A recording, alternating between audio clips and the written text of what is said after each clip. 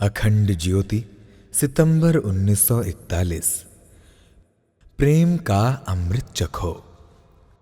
क्या तुम जानते हो कि सत्य शिव, सुंदर और मुक्त आत्मा इस हड्डियों की ठठरी में बद्ध होने के लिए क्यों रजामंद हुआ?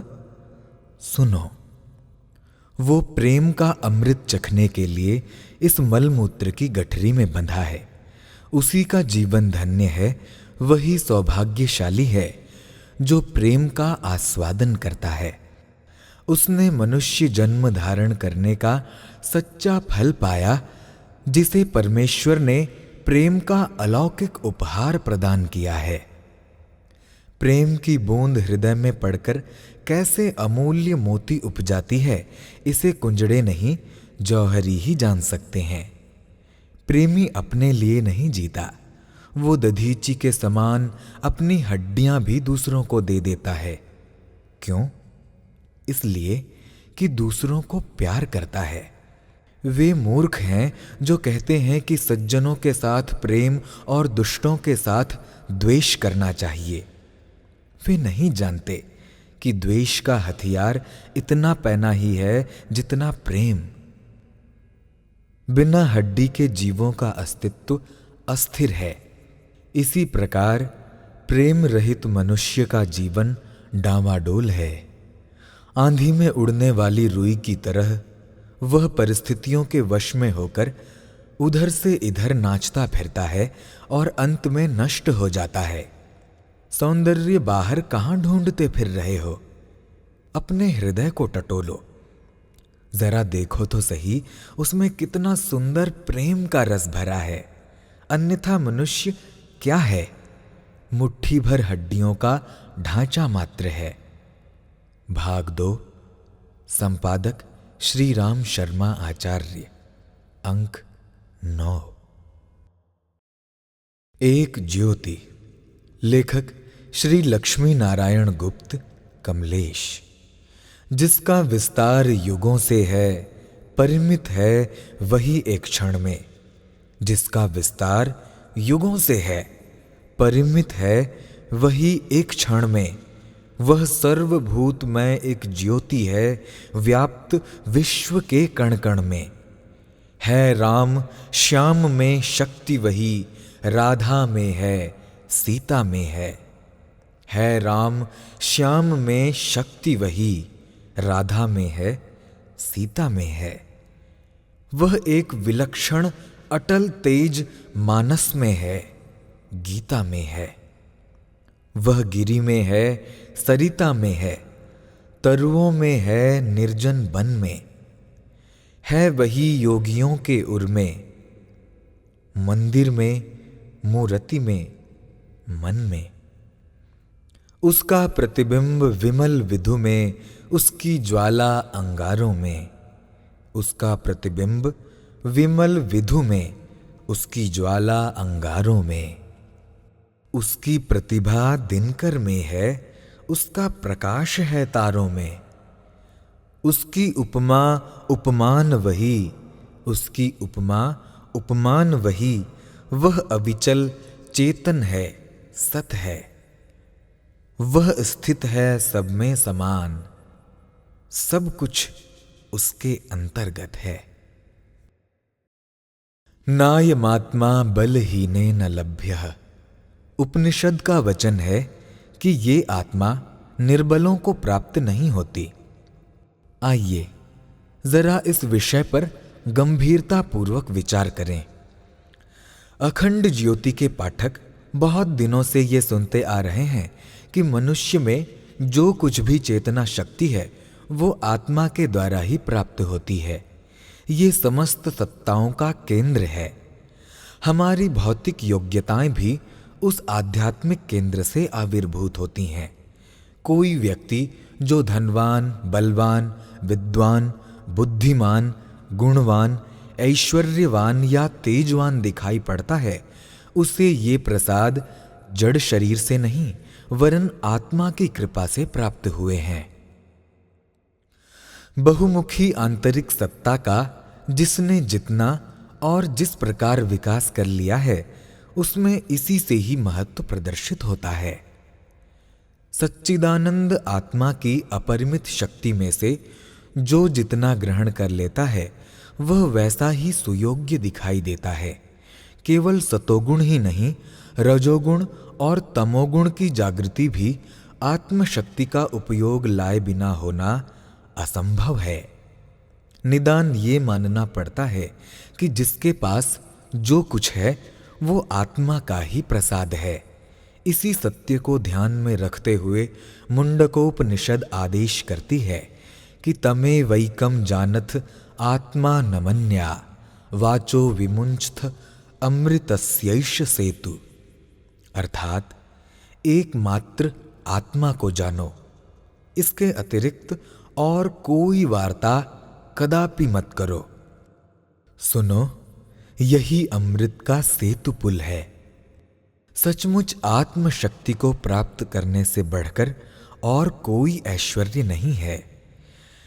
इसे यूं भी कहा जा सकता है कि आत्मा के अतिरिक्त और कोई वस्तु है ही नहीं। आत्मशक्ति के अभाव में विश्व का अस्तित्व ही मिट जाता है। जिसमें ये सत्ता जितनी प्रसुप्त है वह उतना ही दीन, मलिन और दुखी है। इस दिव्य तत्व को प्राप्त करना मनुष्य जीवन का एकमात्र उद्देश्य है। परंतु कितने दुख की बात है कि हम मूल को छोड़कर पत्ते पत्ते पर भटकते हैं।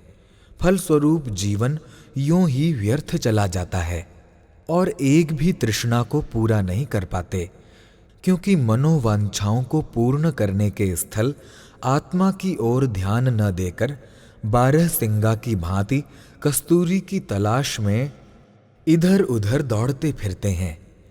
आत्मिक सुख को छोड़ दें तो भी कोई सांसारिक सुख आत्म प्रसाद के बिना प्राप्त नहीं हो सकता। जिस प्रकार तेल के अभाव में दीपक बुझ जाता है और उसके न्यून होने पर वन भी जरा जरा टिमटिमाती रहती है, वैसे ही आत्मशक्ति से रहित मनुष्य सब प्रकार असहाय, अभावों से ग्रस्त, चिंताओं से व्याकुल और दास वृत्ति के साथ जैसे तैसे जीवन यापन करते हैं। हम चाहते हैं कि क्षुद्र न रहकर महान बने, दास नहीं स्वतंत्र बने और ऐच्छित ऐश्वर्यों का उपभोग करें। ये बातें आत्मशक्ति से संबंध रखती हैं। निश्चय ही कोई निर्बल आत्मा सुखी, स्वतंत्र और महान नहीं हो सकती।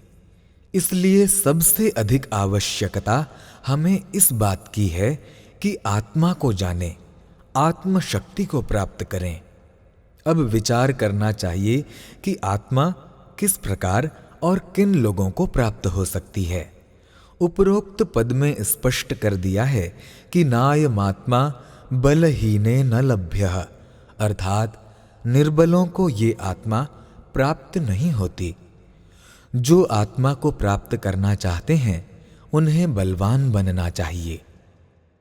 निर्बलता, दासता, दीनता, अकर्मण्यता, कायरता यथार्थ में सबसे बड़ा पाप है।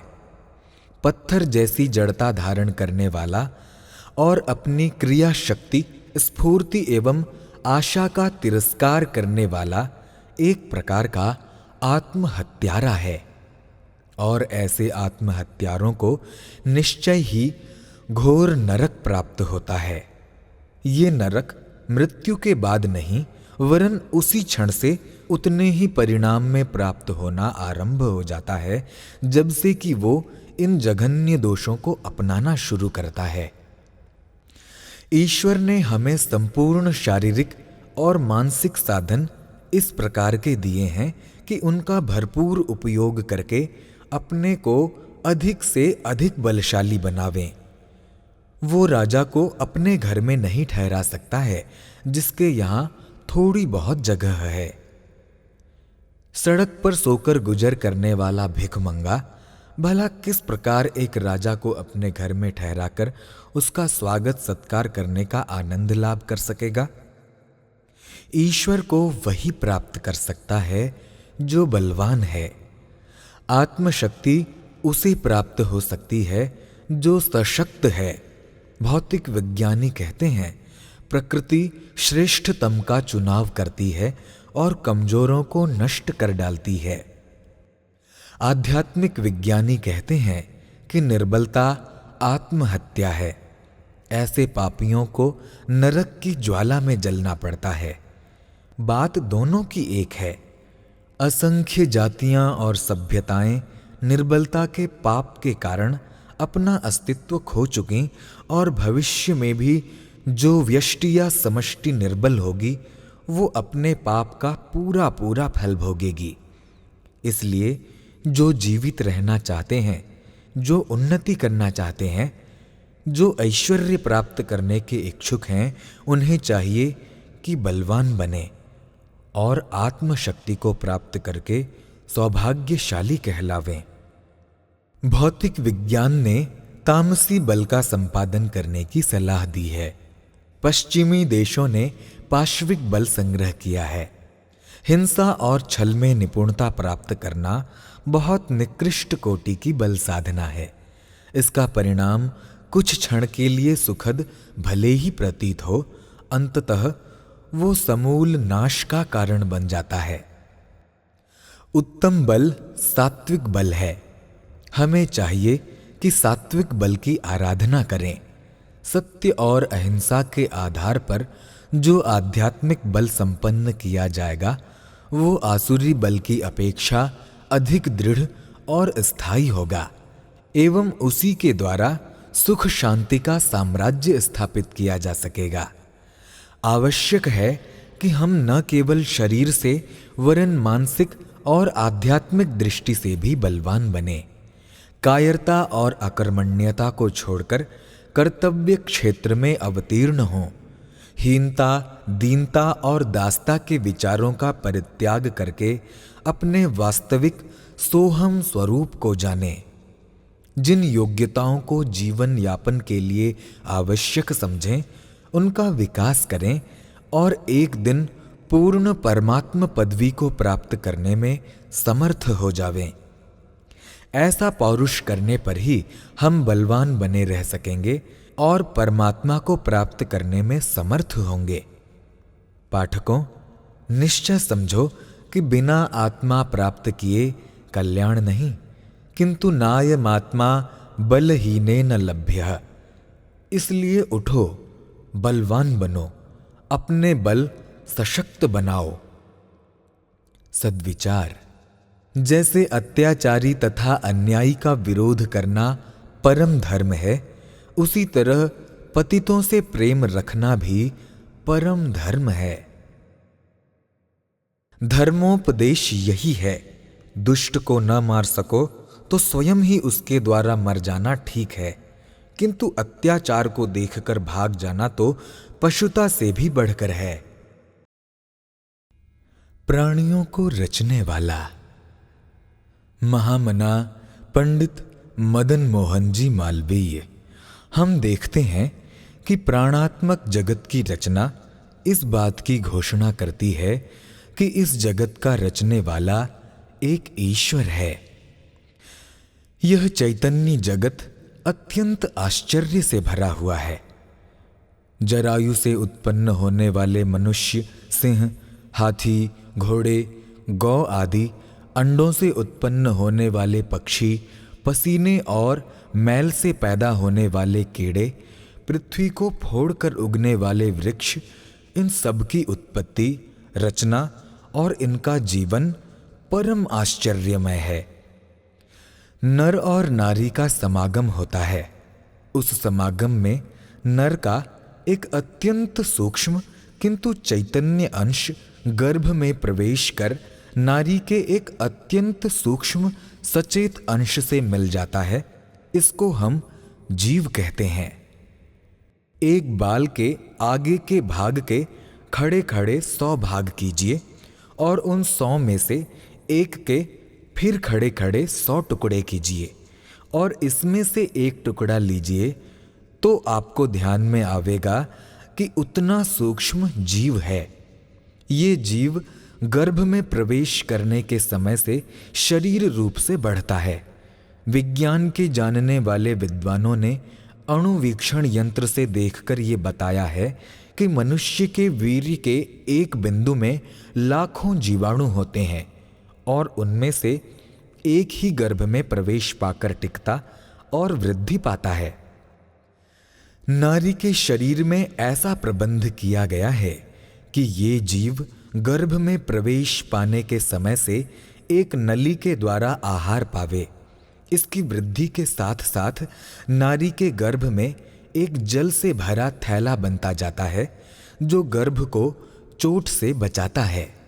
इस सूक्ष्म से सूक्ष्म, अणु से अणु, बाल के आगे के भाग के 10,000वें भाग के समान सूक्ष्म वस्तु में ये शक्ति कहाँ से आती है कि जिससे ये धीरे धीरे अपने माता और पिता के समान रूप, रंग और सब अवयवों को धारण कर लेता है?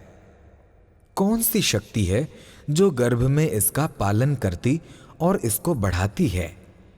ये क्या अद्भुत रचना है जिससे बच्चे के उत्पन्न होने के थोड़े समय पूर्व ही माता के स्तनों में दूध आ जाता है। कौन सी शक्ति है जो सब असंख्य प्राणवंतों को, सब मनुष्यों को, सब पशु पक्षियों को, सब कीट पतंगों को, सब पेड़ पल्लवों को पालती है और उनको समय से चारा और पानी पहुंचाती है? कौन सी शक्ति है जिससे चींटियां दिन में भी और रात में भी सीधी भीत पर चढ़ती चली जाती हैं? कौन सी शक्ति है जिससे छोटे से छोटे और बड़े से बड़े पक्षी अनंत आकाश में दूर से दूर तक बिना किसी आधार के उड़ा करते हैं? नरों और नारियों की, मनुष्यों की, गौओं की, सिंहों की, हाथियों की, पक्षियों की, कीड़ों की सृष्टि कैसे होती है? मनुष्यों से मनुष्य, सिंहों से सिंह, घोड़ों से घोड़ा, गौओं से गौ, मयूरों से मयूर, हंसों से हंस, तोतों से तोते, कबूतरों से कबूतर अपने अपने माता पिता के रंग रूप अवयव लिए हुए कैसे उत्पन्न होते हैं? छोटे से छोटे बीजों से किसी अचिंत्य शक्ति से बढ़ाए हुए बड़े और छोटे असंख्य वृक्ष उगते हैं तथा प्रतिवर्ष और बहुत वर्षों तक पत्ती, फल, फूल, रस, तैल, छाल और लकड़ी से जीवधारियों को सुख पहुंचाते, सैकड़ों सहस्रों सुस्वादु रसीले फलों से उनको तृप्त और पुष्ट करते, बहुत वर्षों तक श्वास लेते, पानी पीते, पृथ्वी से और आकाश से आहार खींचते, आकाश के नीचे झूमते लहराते रहते हैं। इस आश्चर्यमयी शक्ति की खोज में हमारा ध्यान मनुष्य के रचे हुए एक घर की ओर जाता है। हम देखते हैं हमारे सामने ये एक घर बना हुआ है। इसमें भीतर जाने के लिए एक बड़ा द्वार है। इसमें अनेक स्थानों में पवन और प्रकाश के लिए खिड़कियां तथा झरोखे हैं। भीतर बड़े बड़े खंभे और दालान हैं। धूप और पानी रोकने के लिए छतें और छज्जे बने हुए हैं। दालान दालान में, कोठरी कोठरी में भिन्न भिन्न प्रकार से मनुष्य को सुख पहुंचाने का प्रबंध किया गया है। घर के भीतर से पानी बाहर निकालने के लिए नालियां बनी हुई हैं। ऐसे विचार से घर बनाया गया है कि रहने वालों को सब ऋतु में सुख देवें। इस घर को देखकर हम कहते हैं कि इसकी रचना करने वाला कोई चतुर पुरुष था, जिसने रहने वालों के सुख के लिए जो जो प्रबंध आवश्यक था उसको विचार कर रचा। हमने रचने वाले को देखा भी नहीं तो भी हमको निश्चय होता है कि घर का रचने वाला कोई था या है और वो ज्ञानवान विचारवान पुरुष है। अब हम अपने शरीर की ओर देखते हैं। हमारे शरीर में भोजन करने के लिए मुंह बना है, जिसको पचाने के लिए गले में नाली बनी है। उसी के पास पवन के मार्ग के लिए एक दूसरी नाली बनी हुई है। भोजन को रखने के लिए उदर में स्थान बना है। भोजन पचकर रुधिर का रूप धारण करता है। वो हृदय में जाकर इकट्ठा होता है और वहां से सिर से पैर तक सब नसों में पहुंचकर मनुष्य के संपूर्ण अंगों को शक्ति, सुख और शोभा पहुंचाता है। भोजन का जो अंश शरीर के लिए आवश्यक नहीं है, उसके मल होकर बाहर जाने के लिए भी मार्ग बना है। दूध, पानी या अन्य रस का जो अंश शरीर को पोषने के लिए आवश्यक नहीं है, उसके निकलने के लिए दूसरी नाली बनी हुई है। देखने के लिए हमारी 2 आंखें, सुनने के लिए 2 कान, सूंघने को नासिका के 2 रंध्र और चलने फिरने के लिए हाथ पैर बने हैं। संतान की उत्पत्ति के लिए जनन इंद्रियां हैं। हम पूछते हैं, क्या ये परम आश्चर्यमय रचना केवल जड़ पदार्थों के संयोग से हुई है, या इसके जन्म देने और वृद्धि में हमारे घर के रचयिता के समान किंतु उससे अनंत गुण अधिक किसी ज्ञानवान, विवेकवान, शक्तिमान आत्मा का प्रभाव है? इसी विचार में डूबते और उतराते हुए अपने मन की ओर ध्यान देते हैं तो हम देखते हैं कि हमारा मन भी एक आश्चर्यमय वस्तु है। इसकी हमारे मन की विचार शक्ति, कल्पना शक्ति, गणना शक्ति, रचना शक्ति, स्मृति, धी, मेधा हमको चकित करती है। इन शक्तियों से मनुष्य ने क्या क्या ग्रंथ लिखे हैं, कैसे कैसे काव्य रचे, क्या क्या विज्ञान निकाले हैं, क्या क्या आविष्कार किए हैं और कर रहे हैं। ये थोड़ा आश्चर्य उत्पन्न नहीं करता? हमारी बोलने और गाने की शक्ति भी हमको आश्चर्य में डुबो देती है। हम देखते हैं कि ये प्रयोजनव्रती रचना सृष्टि में सर्वत्र दिख पड़ती है, और ये रचना ऐसी है कि जिससे अंत तथा आदि का पता नहीं चलता। इस रचना में एक एक जाति के शरीरियों के अवयव ऐसे नियम से बैठाए गए हैं कि सारी सृष्टि शोभा से पूर्ण है। हम देखते हैं कि सृष्टि के आदि सारे जगत में एक कोई अद्भुत शक्ति काम कर रही है, जो सदा से चली आई है, सर्वत्र व्याप्त और अविनाशी है। हमारी बुद्धि विवश होकर इस बात को स्वीकार करती है कि ऐसी ज्ञानात्मिका रचना का कोई आदि, सनातन, आज, अविनाशी, सतचित आनंद स्वरूप, जगत व्यापक, अनंत शक्ति संपन्न रचयिता है।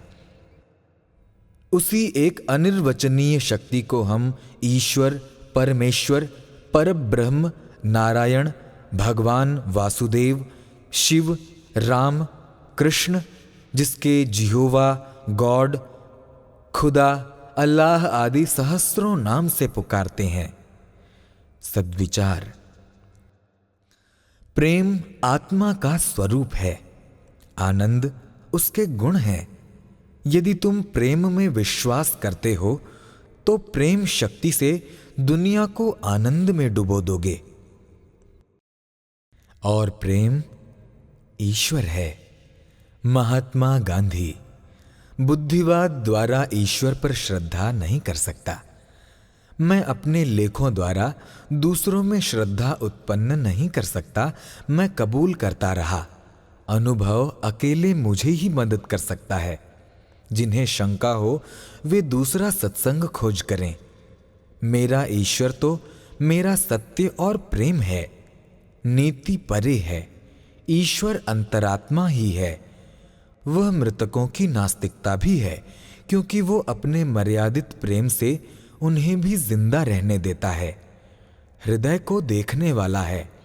वो बुद्धि और ज्ञान से परे है। हम स्वयं जितना अपने को जानते हैं उससे कहीं अधिक वो हमें और हमारे दिलों को जानता है। जैसे कहते हैं वैसे ही वो हमें बताता है, क्योंकि वो जानता है कि जो हम कहते हैं अक्सर वही हमारा भाव होता है। और कुछ लोग ये जानकर करते हैं, कुछ अनजाने में। ईश्वर उनके लिए एक व्यक्ति है तो उसे व्यक्ति रूप में हाजिर देखना चाहते हैं, उसका स्पर्श करना चाहते हैं। उनके लिए वो स्वयं धारण करता है। वो पवित्र से पवित्र तत्व है। उन्हें उसमें श्रद्धा है। उन्हीं के लिए उसका तत्व है। सब लोगों के लिए वो सभी चीज हम में व्याप्त है और फिर भी हमसे परे है, क्योंकि वो पश्चाताप करने के लिए मौका देता है।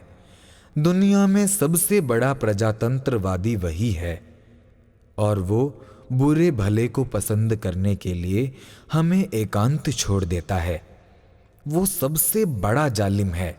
अक्सर हमारे मुंह तक आए हुए कौर निगल लेता है और इच्छा स्वतंत्र की ओट में आत्म छूट देता है कि हमारी मजबूरी सिर्फ उसी को आनंद मिलता है। उस हिंदू धर्म के अनुसार उसकी लीला है। वो छाया है, हम कुछ नहीं। सिर्फ वही हो अगर हम हों तो हमें सदा उसके गुणों का गान करना चाहिए और उसकी इच्छा के अनुसार चलना चाहिए। आइए उसकी वंशी की नाद पर हम नाचें, सब अच्छा ही होगा। बदला मत मांगो। ऋषि तिरुवल्लुवर के उपदेश। मैंने इतना किया पर इसका बदला मुझे क्या मिला? उतावले मनुष्य, बदले की इतनी जल्दी क्यों करते हो? बादलों को देखो, वे सारे संसार पर जल बरसाते फिरते हैं। किसने उनके एहसान का बदला चुका दिया? बड़े बड़े भूमि खंडों का सिंचन करके उनमें हरियाली उपजाने वाली नदियों के परिश्रम की कीमत कौन देता है? हम पृथ्वी की छाती पर जन्म भर लदे रहते हैं और उसे मल मूत्र से गंदी करते रहते हैं। किसने उसका मुआवजा अदा किया है? वृक्षों से फल, छाया, लकड़ी पाते हैं, पर उन्हें क्या कीमत देते हैं? परोपकार स्वयं ही एक बदला है। इस समय तुम उसे व्यर्थ समझ रहे हो, पर जब तुम परोपकार करने का स्वयं अनुभव करोगे तो देखोगे कि ईश्वरीय वरदान की तरह ये दिव्य गुण स्वयं ही कितना शांतिदायक है, हृदय को कितनी महानता प्रदान करता है। उपकारी जानता है मेरे कार्यों से जितना लाभ दूसरों का होता है उससे कई गुना स्वयं मेरा होता है। ज्ञानवान पुरुष जो कमाते हैं वो दूसरों को बांट देते हैं। वे सोचते हैं कि प्रकृति जल जीवन सरीखी बहुमूल्य वस्तु मुफ्त दे रही है, तो हम अपनी फालतू चीजें दूसरों को देने में कंजूसी क्यों करें? वो बुरे दिनों में और विपत्तियों की घड़ियों में भी इस दिव्य गुण का परित्याग नहीं करता। वो जब भौतिक पदार्थ देने में असमर्थ होता है तो अपनी सद्भावनाएं और शुभकामनाएं ही दूसरों को देता रहता है। सत्यनारायण का व्रत। विद्यालंकार, पंडित शिव नारायण शर्मा, आगरा। नहिं सत्यात् परो धर्मः। सत्य से परे और धर्म नहीं है। इस श्रेष्ठ धर्म से पतित होकर, मिथ्या के वशीभूत होकर, केवल अर्थ और काम की सेवा करने से ही आज हम रोग, शोक, अभाव, उत्पीड़न से जर्जरीभूत मिथ्या अधर्म के तीव्र पोषण से संकुचित हैं। याद रखिए, हमारा ये देश धर्म भूमि है। यहाँ धर्म को त्याग कर कोई अधिक समय तक सुख स्वच्छंद होकर रह नहीं सकता। अधर्म के सामयिक प्रलोभन से मुग्ध होकर अब कब तक जीवन मिथ्यामय, अशांतिमय किए रहोगे? आओ, जाति, धर्म, संप्रदाय का विचार छोड़कर सब सत्यपरायण हो। आपके बालक, दास दासी, मित्र आदि यदि आपसे झूठी बात कहें, आपको धोखा दें, तो आपके प्राण पर कितनी चोट लगती है, उतनी ही वैसी ही व्यथा आपकी झूठी बातों से पाकर दूसरे लोग भी व्यथित होते होंगे। ये तो विचार करके देखिए। जिनके संसर्ग में आप रहते हैं वे यदि निष्कपट व्यवहार करें तो आप कितने सुखी होंगे। उसी प्रकार दूसरे लोग भी आपसे सरल सत्य व्यवहार पाने की आशा करते हैं। पक्षांतर में जगत के सब लोग झूठ बोलें, धोखा दें, तो भी आप कभी सत्य न छोड़िए। फिर देखिए कि आपके प्राण में कैसी शांति विराजती है। उस शांति का कण मात्र पाने की आशा से सारा जगत मुग्ध नेत्रों से आपकी ओर ताकता रहेगा। आप मनुष्य हैं, आपकी नस नस में सत्यदर्शी ऋषियों का रक्त प्रवाहित हो रहा है। आप सत्य से ही आए हैं। अब उस विलुप्त प्राय पुण्यमय सत्य स्मृति को जागृत करके देखिए कि आपका वाक्य सत्य, विचार सत्य और कार्य सत्य है या नहीं। क्या आप सत्यमय होना चाहते हैं? तो उसका उपाय ध्यान देकर सुनिए। किसी दिन उपयुक्त समय पर यथासंभव शुद्ध प्रशांत चित्त होकर किसी पवित्र निर्जन स्थान में स्थिर भाव से बैठिए। सत्यम परम धीमहि मन ही मन धारण कीजिए कि सत्य स्वरूप परमात्मा तुम्हारे अंतः बाहर पूर्ण रूप से व्याप्त हो रहे हैं। भगवान का जो नाम और रूप आपको प्रिय हो, वही नाम और रूप यथाशक्ति स्मरण कर, भक्ति पूर्वक प्रणाम कर, अधीर भाव से प्रार्थना कीजिए कि आप हमें सत्य परायण कीजिए। मिथ्या प्रलोभन से हमारी रक्षा कीजिए, जिससे हम भूल कर भी कभी झूठ न बोलें। आप सर्वशक्तिमान हैं, हमें शक्ति दीजिए जिससे हम किसी अवस्था में कभी भी मिथ्या मार्ग पर न चलें। किसी ऐसे विशेष भाव से प्रार्थना करके सत्य बोलने के लिए दृढ़ प्रतिज्ञ हों। फिर प्रतिदिन प्रातःकाल उठते ही शैया पर बैठे बैठे कई बार सत्यम परम धीमहि मंत्र पाठ कीजिए। अपने अभीष्ट देवता को स्मरण कर दिन भर के लिए प्रार्थना कीजिए कि प्रभो, आप हमें इस भाव से चलाइए कि जिससे आज दिन रात में एक बार भी झूठ न बोलना पड़े। प्रतिदिन प्रातःकाल ये स्मरण करने और अनावश्यक बातें त्यागने की प्राणपण से चेष्टा करो। जब किसी से बातचीत या व्यवहार करो, तब कम से कम एक बार पूर्वोक्त सत्य मंत्र का स्मरण कर लो। इसी तरह दिन के कार्य समाप्त करके रात्रि में शैया पर शयन करते समय एक बार स्मरण कर देखो कि दिन में कोई झूठी बात कही व कोई मिथ्या व्यवहार तो नहीं किया है। यदि न हुआ हो तो कृतज्ञता पूर्वक भगवान को धन्यवाद देकर कहो, प्रभो, आपकी कृपा से मैं आज सत्य की रक्षा कर सका हूं। आप मेरा भक्तिहीन प्रणाम ग्रहण कीजिए, जिससे मैं प्रतिदिन इस भाव से आपकी कृपा का अनुभव कर सकूं। शिवोहम शिवोहम, श्री स्वामी राम तीर्थ का वचनामृत।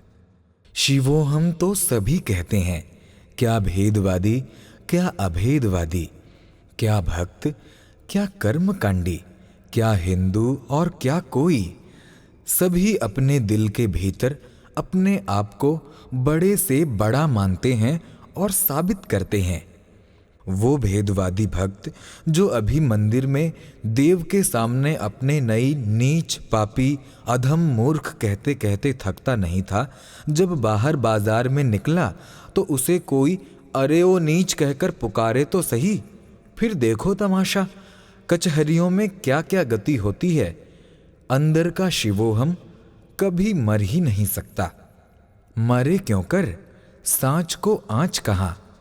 पर हां, अपने तई देहादि रखकर जो शिवोहम का मुलम्मा ऊपर चढ़ाना है, ये तो पौंड्रक की तरह झूठा विष्णु बनना है। इस प्रकार से वासुदेवो हम अब दुनिया अहंकार की बोली द्वारा बोल रही है। ये तो मैले ताम्र के पात्र में पायस पकाना है और जहर से मर जाना है। वेदांत का उपदेश ये है कि क्षीर तो पिया जाए, पर मैले ताम्र पात्र में नहीं।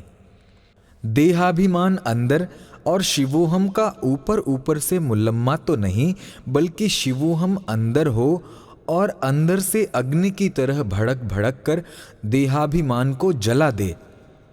ये हो गया तो देहाभिमान, कृपणता, भय, शोक की ठौर कहाँ। इस भेद को नहीं अभेद की जिसने जाना, निधड़क हो गया, मूर्तिमान दाता बन गया। बल, शक्ति और तेज का दरिया नद हो निकला। कोई भी बल कहाँ से आता है? उस उदारता से जिसमें शरीर और प्राण की बलि देने को हम तैयार हों, सिर को हथेली पर लिए चलें। पर्वत के शिखर से राम पुकार कर सुनाता है। संसार को सत्य मानकर उसमें कूदते हो, फूस की आग में पच पच कर मरते हो। ये उग्र तपस्या क्यों? इससे कुछ भी सिद्ध नहीं होगा। देहाभिमान के कीचड़ में अपने शुद्ध सच्चिदानंद स्वरूप को भूलकर फंसते हो, दलदल में धंसते हो, गल जाओगे। ब्रह्म को बिसार कर दुखों को बुलाते हो, सिर पर गोले बरसाते हो, गुल पुष्प जल जाओगे। सत्य को जवाब देकर मिथ्या नाम रूप में क्यों धक्के खाते हो? जिनको श्वेत मक्खन का पेड़ा समझ रहे हो, ये तो चूने कलई के गोले हैं। खाओ तो सही, फट जाएगी अंतड़ियां। झूठ बोलने वाले का बेड़ा गर्क। मैं सच कहता हूं, दुनिया की चीजें धोखा हैं। होश में आओ, ब्रह्म ही ब्रह्म सत्य है। ज्येष्ठ आषाढ़ के दोपहर के वक्त भाड़ की तरह तपे हुए मरुस्थल में मंकी मुनि जब अति व्याकुल हो रहा था और उसने पास के एक ग्राम में जाकर आराम करना चाहा, उस समय वशिष्ठ भगवान के दर्शन हुए। वशिष्ठ जी कहते हैं, बेशक इस गर्मी में 1000 बार जल मर, पर वहां मत जा जहां तन के तनूर में पड़ेगा। यहां पर तो शरीर ही जलता है, वहां अविद्या के ताप से सारे का सारा सड़ेगा। भाई, मुर्दे को उठाकर जो चिल्लाया करते हो, राम नाम सत्य है, आज पहले ही समझ जाओ। अभी समझ लो तो मरोगे ही नहीं। मरने के वक्त गीता तुम्हारे किस काम आवेगी? अपनी जिंदगी को ही भगवान का गीत बना दो। मरने वक्त दीपक तुम्हारा क्या उजाला करेगा? हृदय में हरि ज्ञान प्रदीप अभी जला दो। कृष्ण त्वदीय पद पंकज पंजरांते, अद्यैव मे विशतु मानस राजहंसः। प्राण प्रयाण समये कफवात पित्तैः, कंठावरोधन विधौ स्मरणम कुतस्ते।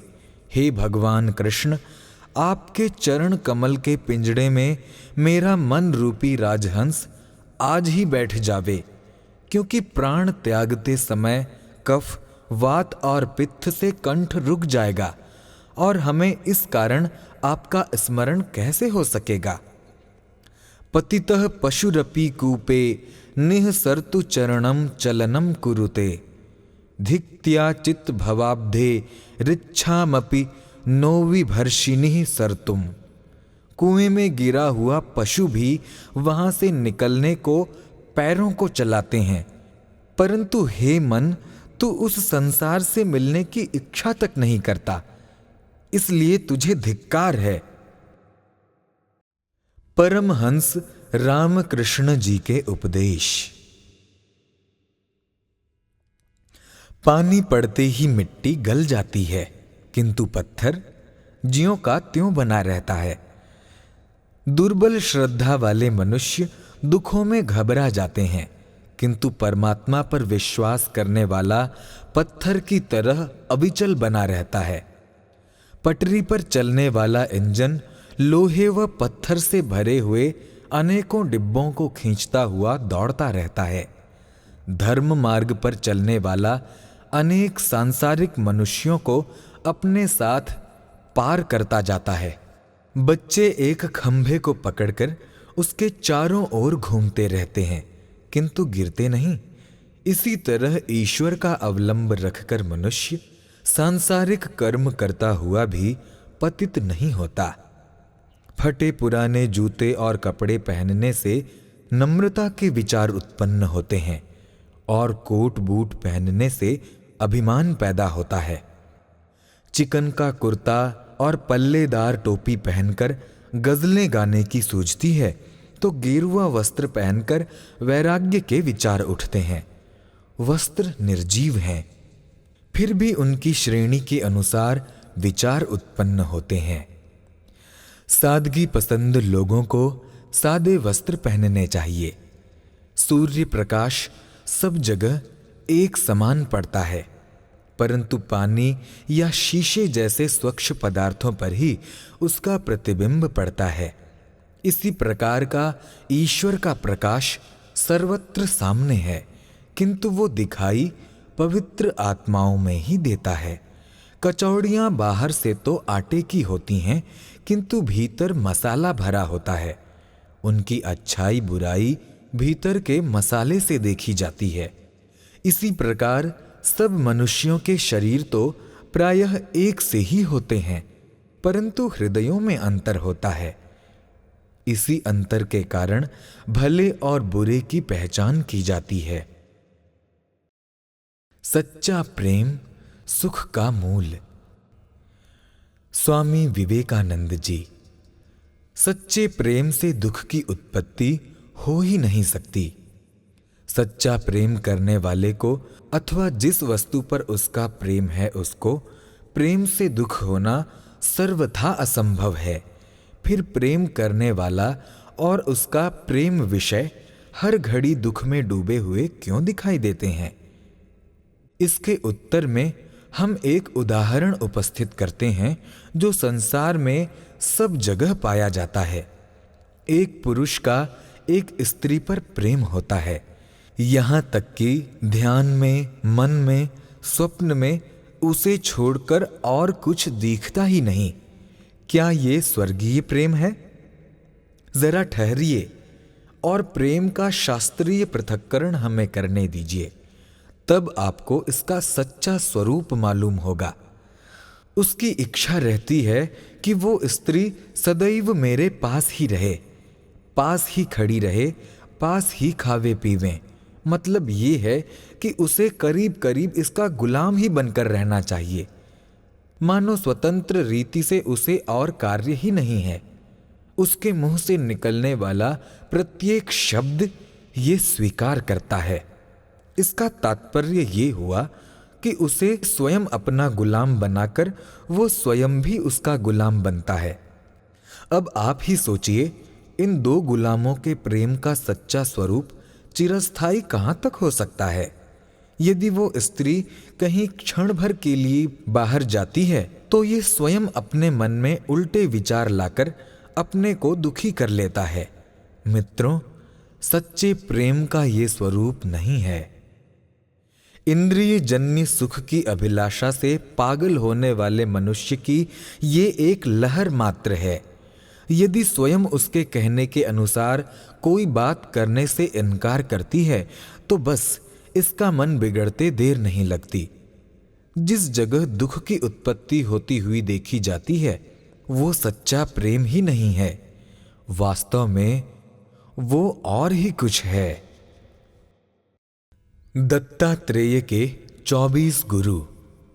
सिद्ध योगियों के अधिराज महर्षि दत्तात्रेय को बहुत बड़ी मात्रा में ज्ञान की आवश्यकता थी।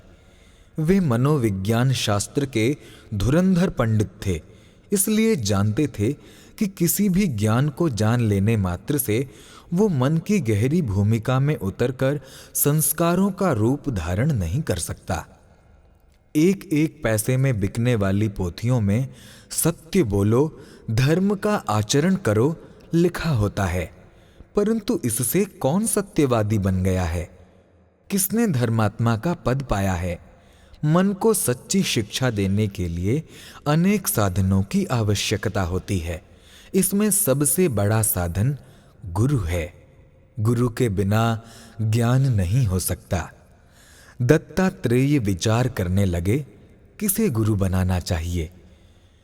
वे बहुत से योगी सन्यासियों को जानते थे, अनेक विद्वानों से उनका परिचय था, सैकड़ों सिद्ध उनके मित्र थे। तीनों लोकों में एक भी तत्वदर्शी ऐसा न था जो उन्हें जानता न हो, और यदि वे उससे ज्ञान सीखने जाते तो मना कर देने की क्षमता रखता हो। इनमें से किसके पास ज्ञान पाने जावें? इस प्रश्न पर बहुत दिनों तक वे सोचते रहे, पर कोई ठीक निर्णय न कर सके। वे सर्वगुण संपन्न गुरु से दीक्षा लेना चाहते थे, पर वैसा कहीं भी कोई उन्हें दिखाई न पड़ रहा था। मनुष्य शरीर त्रुटियों का भंडार है। जिसे देखिए उसमें कुछ न कुछ त्रुटि मिल जाएगी। पूर्णतः निर्दोष तो परमात्मा है। जीवित मनुष्य ऐसा नहीं देखा जाता। दत्तात्रेय जब सर्वगुण संपन्न गुरु न चुन सके तो उनके हृदयाकाश में आकाशवाणी हुई। मन को आत्मा का दिव्य संदेश आया कि ऋषि, मूर्ख मत बनो। पूर्णतः निर्दोष और पूर्ण ज्ञानवान व्यक्ति तुम तीनों लोकों में ढूंढ नहीं सकते। इसलिए अपने में सच्चा शिष्यत्व पैदा करो। जिज्ञासा, श्रद्धा और विश्वास से अपने हृदय में पात्रता उत्पन्न करो, फिर तुम्हें गुरुओं का अभाव न रहेगा। दत्तात्रेय के नेत्र खुल गए। उनकी सारी समस्या हल हो गई। ज्ञान लाभ करने का जो एकमात्र रहस्य है वो उन्हें आकाशवाणी ने अनायास ही समझा दिया। ऋषि का मस्तक श्रद्धा से नत हो गया। उन्होंने दूसरों के अवगुणों को देखना बंद कर दिया और ज्ञान एवं पवित्रता की दृष्टि से ही संसार को देखने लगे। शिष्य की भावना उनके मानस लोक में लहलहाने लगी। उन्हें गुरुओं के तलाश में जो कठिनाई प्रतीत हो रही थी वो अब बिल्कुल न रही। अपना मनोरथ पूरा करने के लिए ज्ञान लाभ की इच्छा से वे उत्तर दिशा की ओर चल दिए। घर से निकलते ही उन्होंने देखा कि अंतरिक्ष तक विशाल भूमंडल फैला हुआ है। वे सोचने लगे, ये पृथ्वी माता कितनी क्षमाशील है। स्वयं पद दलित होती हुई भी समस्त जीव जंतुओं को सब प्रकार की सुविधाएं देती रहती हैं। ऐसी परोपकारिणी पृथ्वी मेरी गुरु है। इससे मैंने क्षमा का गुण सीखा। हे पृथ्वी, मैं तुझे नमस्कार करता हूं, तेरा शिष्य हूं। आगे चलकर उन्होंने पर्वत देखा।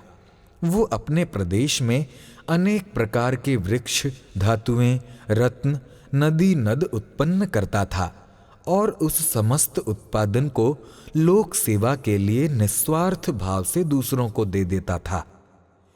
ऐसे उदार परोपकारी से उपकार का गुण सीखते हुए ऋषि ने उसे भी अपना गुरु बना लिया। कुछ दूर और चलने पर उन्हें एक विशाल वृक्ष दिखाई पड़ा। ये वृक्ष धूप शीत को सहन करता हुआ एकाग्र भाव से खड़ा था और अपनी छाया में असंख्य प्राणियों को आश्रय दे रहा था। पत्थर मारने वालों को फल देना इसका स्वभाव था। ऋषि ने कहा, हे उदार वृक्ष, तू धन्य है। मैं तुझे गुरु बनाता हुआ प्रणाम करता हूं। वृक्ष को छोड़कर आगे चले तो शीतल सुगंधित वायु ने उनका ध्यान आकर्षित किया। वे सोचने लगे, ये पवन क्षण भर भी बिना विश्राम लिए प्राणियों की जीवन यात्रा के लिए बहता रहता है। अपने पोषक द्रव्य उन्हें देता है और उनकी दुर्गंधियों को अपने में ले लेता है। इसी के आधार पर समस्त जीव जीवित हैं। तो भी ये कितना निरभिमान और कर्तव्य परायण है। ऋषि ने शिष्य भाव से वायु को भी नमस्कार किया।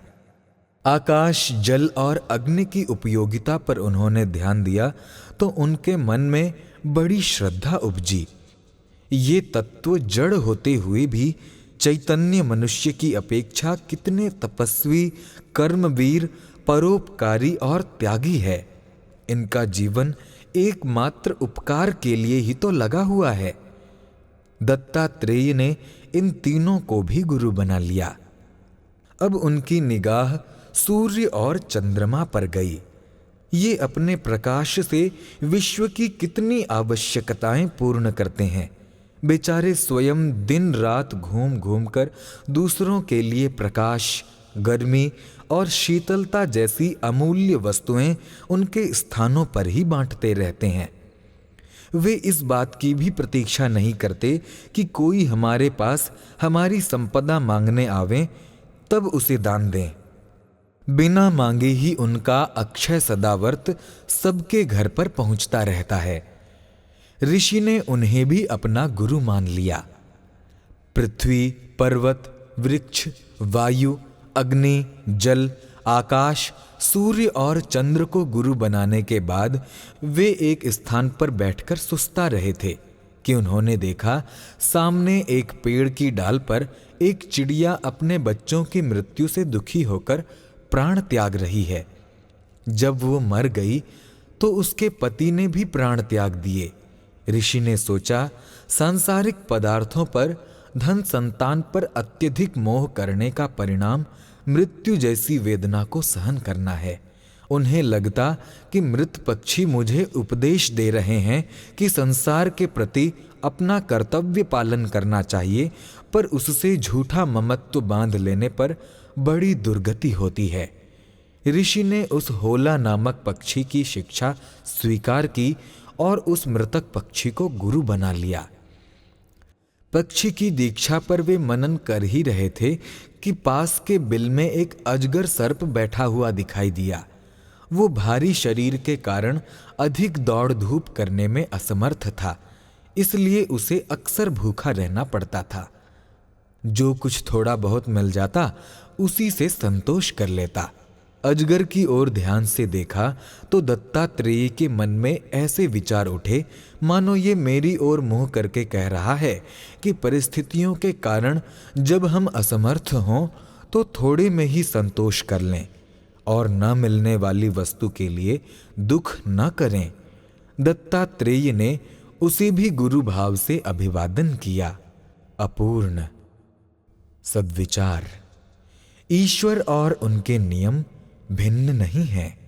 कोई किसी को छोड़ता नहीं, न ईश्वर किसी को छोड़ता है। दोनों एक वस्तु है। एक विचार हमें कठोर बनाता है, दूसरा नम्र। संसार में कोई न कोई अपूर्व चेतनमय शक्ति काम कर रही है। उसे आप चाहे जिस नाम से पुकारें, लेकिन वो प्रत्येक काम में हस्तक्षेप तो किया ही करती है। हमारा प्रत्येक विचार कर्म है। कर्म का फल होता है। फल ईश्वरीय नियम के अधीन है, यानी हमारे प्रत्येक काम में ईश्वरीय सत्ता का नियम हस्तक्षेप किया करता है।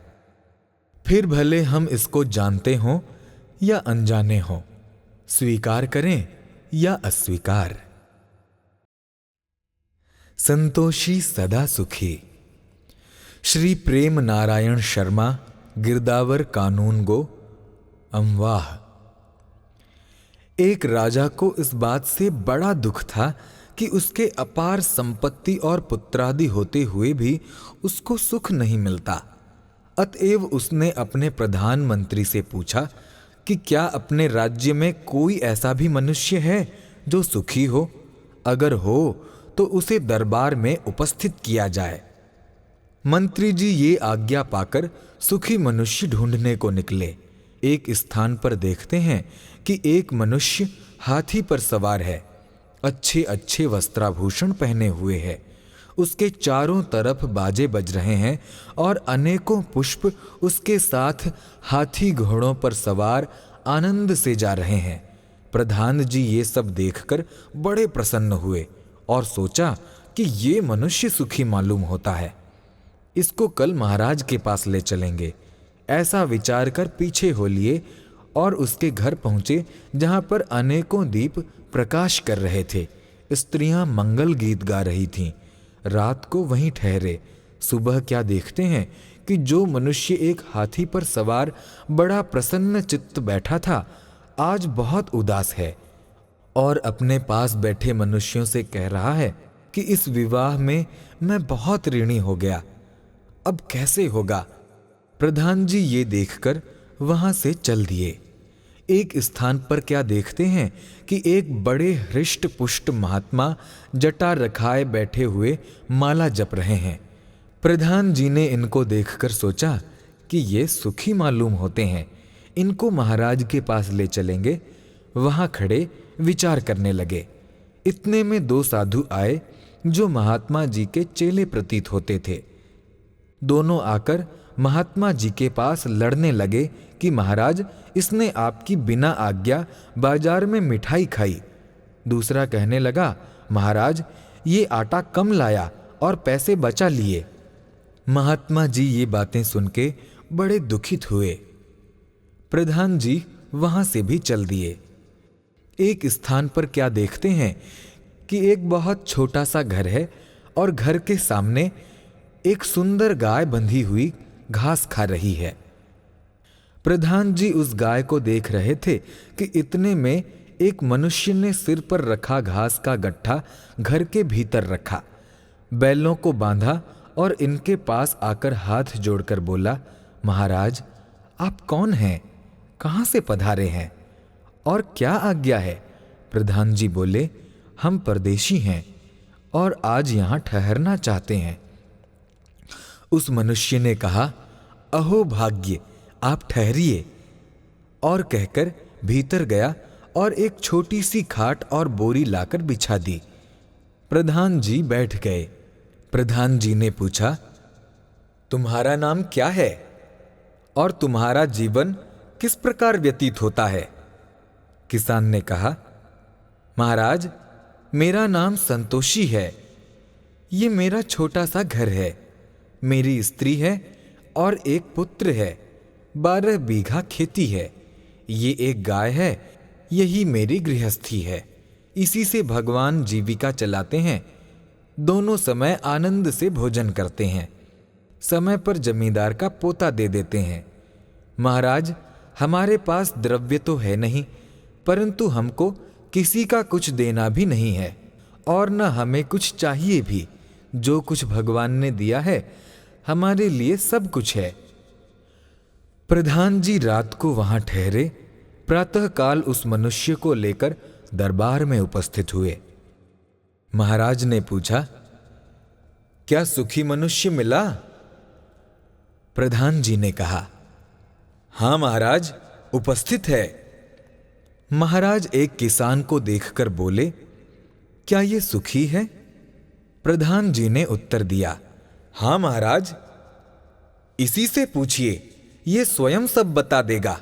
महाराज से संतोषी ने वही अपना हाल जो उसने प्रधान जी से कहा था कह दिया। प्रधानमंत्री ने भी अपनी खोज का सारा हाल कहा। महाराज उनकी बातें सुनकर बड़े प्रसन्न हुए और कहा, वास्तव में संतोषी ही सदा सुखी है। सूर्य की जीवनदात्री शक्ति।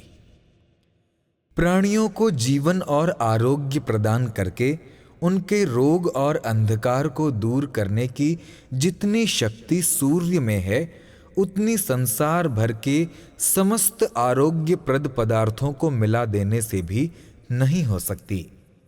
भारतीय तत्वदर्शी इस रहस्य को अतीत काल से जानते हैं, अतएव उन्होंने सूर्य को भगवान माना है और अपने दैनिक कार्यों एवं धार्मिक विधान में सूर्य के सम्मुख रहने, उससे शक्ति प्राप्त करने की उत्तम व्यवस्था की है। वैज्ञानिक खोजों ने सूर्य की अद्भुत शक्ति को एक स्वर से स्वीकार किया है। सर्वप्रथम विज्ञान वेत्ता नॉर्मन डेवी ने 18वीं शताब्दी के उत्तरार्ध में अपने महत्वपूर्ण अनुसंधानों के पश्चात ये घोषित किया था कि सूर्य से बढ़कर रोगों को दूर करने वाला और कोई चिकित्सक नहीं है। सूर्य रश्मियों की समता संसार की कोई औषधि नहीं कर सकती। करोड़ों बीमारियों को बहुत ही शीघ्र दूर कर देना सूर्य शक्ति के अंतर्गत ही हो सकता है। एक दूसरे आधुनिक अन्वेषक ने निर्विवाद रूप से इस बात को मान लिया है कि रोग कीटों को नष्ट करने की सूर्य किरणों में प्रचंड शक्ति है। कृमिनाशक, जर्मीसाइड या फनाइल आदि किसी वस्तु में वैसा गुण नहीं है। सर ऑलिवर लॉज इस बात पर आश्चर्य प्रकट करते हैं कि लोग स्वास्थ्य की उन्नति के लिए अनेक भोज्य पदार्थों औषधियों और विशिष्ट क्रिया की खोज तो करते हैं, किंतु सूर्य की किरणें जो आरोग्यता की अद्वितीय शक्ति रखती है और मुफ्त मिलती है, उन्हें न जाने क्यों नहीं अपनाते। इंग्लैंड के मेडिकल सुपरिटेंडेंट सर हेनरी गॉवेन अपना अनुभव बताते हुए कहते हैं कि जिन लोगों को सूर्य का प्रकाश नहीं मिलता या कम मिलता है, अधिकांश वे ही लोग पागल, दुष्टकर्मा, अपाहिज, अशक्त और बीमार रहते हैं। मृत्यु रजिस्टरों की रिपोर्ट इस बात की साक्षी है कि जिस ऋतु में कोहरा अधिक रहता है और सूर्य की किरणें पृथ्वी पर कम आती हैं, उन दिनों में मृत्यु संख्या अधिक बढ़ जाती है। सबसे अधिक अंधेरा सूर्योदय से कुछ घड़ी पहले रहता है, इसलिए उसी समय बहुत बड़ी संख्या में रोगियों का महाप्रयाण होता है। टाइम्स के सन 1923 के 18 अप्रैल के अंक में उसका मेडिकल रिपोर्टर लिखता है कि इस वर्ष इंग्लैंड और वेल्स में मृत्यु संख्या का अनुपात 1.21 रहा। इतनी कम मृत्युएं आज तक कभी इस देश में नहीं हुई थीं। कारण ये है कि इस साल सूर्य का प्रकाश हमारे देश को प्रचुर परिमाण में प्राप्त हुआ, जो कि निश्चित रूप से रोगों को दूर करने वाला और जीवनी शक्ति को बढ़ाने वाला है। तपेदिक की बीमारी क्षय के संबंध में हेलिंग द्वीप के सैंडी पॉइंट स्थान में बहुत अन्वेषण हुआ है और वहां बड़े बड़े शरीर शास्त्रियों ने इस संबंध में गहरी खोजें की हैं। इस सब का विस्तृत विवरण श्री C.E. लॉरेंस ने एक पुस्तक में प्रकाशित किया है। वे कहते हैं कि ये प्रभाव प्रत्यक्ष देख लिया गया है कि सूर्य की किरणों के प्रयोग से बीमारों के फेफड़े की सूजन कम हो जाती है और भीतर की क्षय के कीटाणु धूप लेने के बाद बहुत घट जाते हैं। इसी प्रकार जो अनेकानेक परिवर्तन होते हैं, उनका कारण अल्ट्रावायलेट किरणें ही नहीं वरन धूप के अन्य तत्व भी हैं, जिनका अनुसंधान अभी किया ही जा रहा है। डॉक्टर मेवरिन ने इस बात को प्रमाणित किया है कि बच्चे की हड्डियां टेढ़ी हो जाने का रोग सूर्य का प्रकाश पर्याप्त न मिलने के कारण होता है, और जब इन रोगी बच्चों को धूप की समुचित व्यवस्था कर दी जाती है तो वो बीमारी अच्छी हो जाती है। वेद कहता है कि सूर्य संसार की आत्मा है। भौतिक विज्ञान इस सूत्र के एक एक पद पर महाभाष्य रच रहा है। विश्व के समस्त तत्वज्ञ एक स्वर से घोषित करते हैं, सूर्य से बढ़कर कोई डॉक्टर नहीं। किंतु हाय, अज्ञानी मनुष्य अब भी सभ्यता के नाम पर धूप का सेवन करना नहीं चाहते और खोए हुए स्वास्थ्य को सुधारने के लिए सद्वैद्य सूर्य से बचकर इधर उधर टक्करें खाते फिरते हैं। प्रभु इस अज्ञान को शीघ्र दूर करें। सतयुग आ गया। महात्मा सच्चे बाबाजी, धौलपुर। कलयुग समाप्ति और सतयुग के आरंभ के संबंध में स्थूल दृष्टि से देखने पर काम न चलेगा, वरन इस संबंध में सूक्ष्म तत्वों पर दृष्टिपात करना पड़ेगा। इसके लिए इस चतुर्युगी पर विचार करना पर्याप्त न होगा, बल्कि और भी पीछे का हिसाब देखना होगा। इस समय श्री श्वेत बाराह कल्प चल रहा है। इसमें 6 मनवंतर और 28 चतुर्भुजी बीत चुकी। 72 चतुर्युगी का एक मनवंतर होता है। इस प्रकार 6 मनवंतरों में 432 चतुर्युगी और इस 7वें वैवस्वत मनवंतर में 28 चतुर्युगी। इस प्रकार वर्तमान कल्प में 460 चतुर्युगी व्यतीत हो चुकी। जिस प्रकार ऋतुओं के परिवर्तन तथा प्रातः, मध्याह्न, संध्या और रात्रि आदि के समय पृथ्वी का निकटवर्ती वातावरण बदलता रहता है, उसी प्रकार सूर्य मंडल में ईश्वरेच्छा से युगों का वातावरण परिवर्तित होता रहता है। अदृश्य लोकों में सत, रज, तम में से जिनकी न्यूनाधिकता होती रहती है, उसी के अनुसार युगों का आविर्भाव होता है। यद्यपि युगों की अवधि निर्धारित है, तो भी प्रकृति जड़ होने के कारण वो चैतन्य सत्ता द्वारा शासित है। अतएव जब कोई दिव्य चेतना में जागृत आत्माएं उसमें परिवर्तन करना चाहती हैं तो कर लेती हैं। बीच बीच में ये समय घट बढ़ जाता है, पर कल्प का पूरा हिसाब अंततः ठीक ही बैठता है।